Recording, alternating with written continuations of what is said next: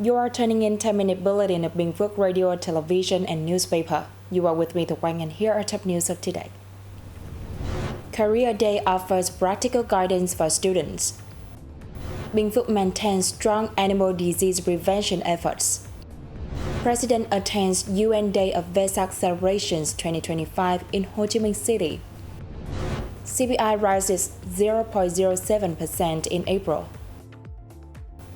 Secretary of the Bình Phước Provincial Party Committee Tôn Ngọc Hạnh on May the 6th chaired a meeting of the steering committee reviewing the implementation of the party's resolution number 18, focusing on the progress of administrative unit reorganization at the provincial and communal levels, as well as the restructuring of local government systems.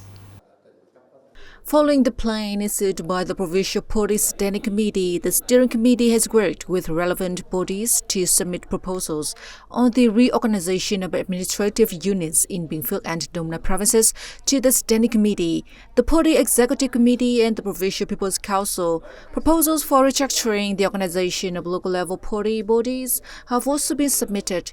At the district level, local authorities have collected public feedback, convened People's Council meetings to pass reorganization proposals, and established steering committees and task forces to implement related duties. Party Secretary Tôn Ngọc Hạnh emphasized that local leaders must take initiative in all aspects of their work. She noted that alongside the administrative restructuring, authorities must continue fulfilling key responsibilities, including revenue collection, economic growth, and ensuring timely public administrative services. On May the 6th, the Bình Phước Department of Education and Training, in coordination with local vocational education institutions and businesses, held a career orientation event at Miền Đông College to provide career guidance and promote student streaming for lower and upper secondary school students in 2025. The event offers students, teachers, and parents key information on student streaming policies and labor market trends. Vocational institutions shared the benefits of combining skills training with high school-level academic learning, introduced training programs, and highlighted partnerships with businesses to secure employment after graduation. Students also had the opportunity to speak directly with education and business leaders to better understand career paths, learning policies, and job prospects. A highlight of this year's event was the interaction exhibition featuring booths from vocational schools and enterprises across the province.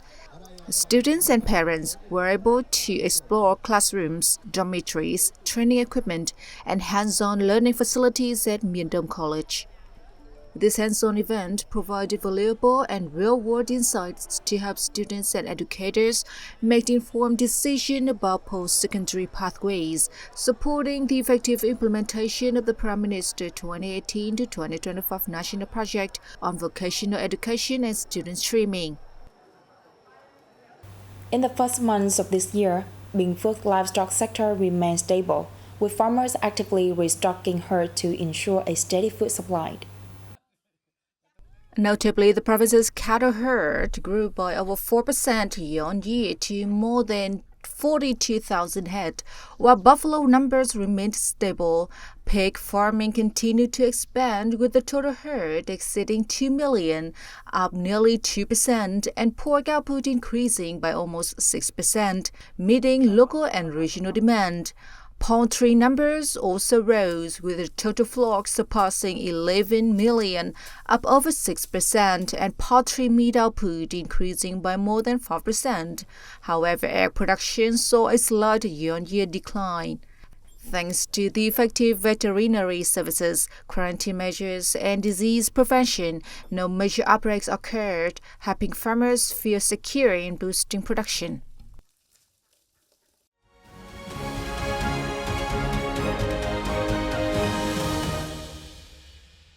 Moving on to the top stories around the country.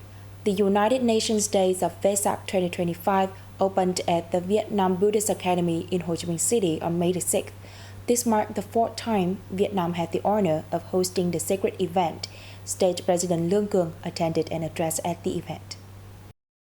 This year's event is themed Unity and Inclusivity for Human Dignity, Buddhist Insight for World Peace and Sustainable Development. The theme delivers a timely and urgent message carrying deep humanitarian significance and reflecting the current era, one that the global Buddhist community hopes to share with the world. Most Venerable Phra Brahma Buddhist stated that since the UN General Assembly recognized Vesak Day in 1999, this sacred event has united the global Buddhist community in peace and contemplation. He added that this year's event calls for addressing global challenges with compassion, mindfulness, and shared determination. At the opening ceremony, State President Lương Cường affirmed that Vietnam always respects and protects everyone's right to freedom of belief and religion, considering this an important foundation for strengthening great national unity.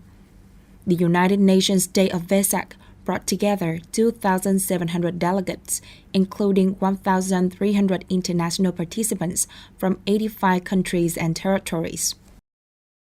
Prime Minister Phạm Minh Chính held a phone conversation with his Australian counterpart Anthony Albanese on May the 6th, congratulating him on his Labour Party victory at the recent federal election. Praising the strong development in the Vietnam-Australia relations over the recent past, with Prime Minister Albanese making significant contributions, Prime Minister Chính urged the Australian government to continue prioritizing Southeast Asia, particularly Vietnam, in its regional engagement and resource allocation.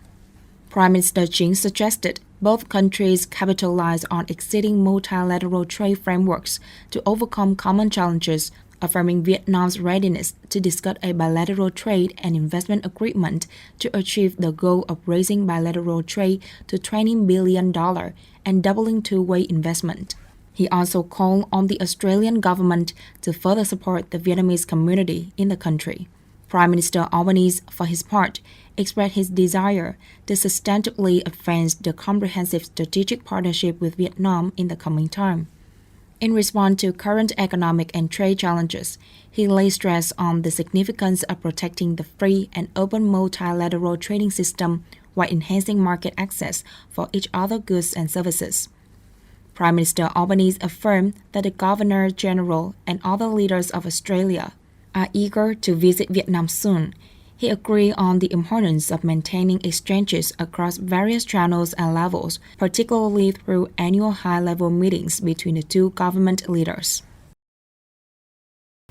Vietnam's total import-export turnover reached $267.89 billion in the first 4 months of 2025, marking an increase of 15.7% year-on-year. Export continued to be a bright spot in the trade landscape.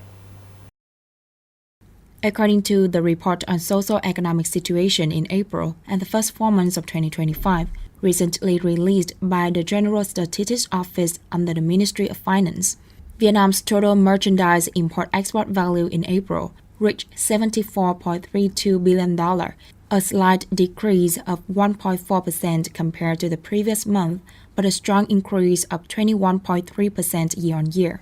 In the first 4 months of this year, the country's total import-export turnover reached $267.89 billion, marking an increase of 15.7% year-on-year. In April alone, the export value reached $37.45 billion, down 2.8% compared to March, mainly due to a 6% decrease in the foreign invested sector. However, the domestic economic sector achieved an impressive growth rate of 5.2%, reaching $11.66 billion.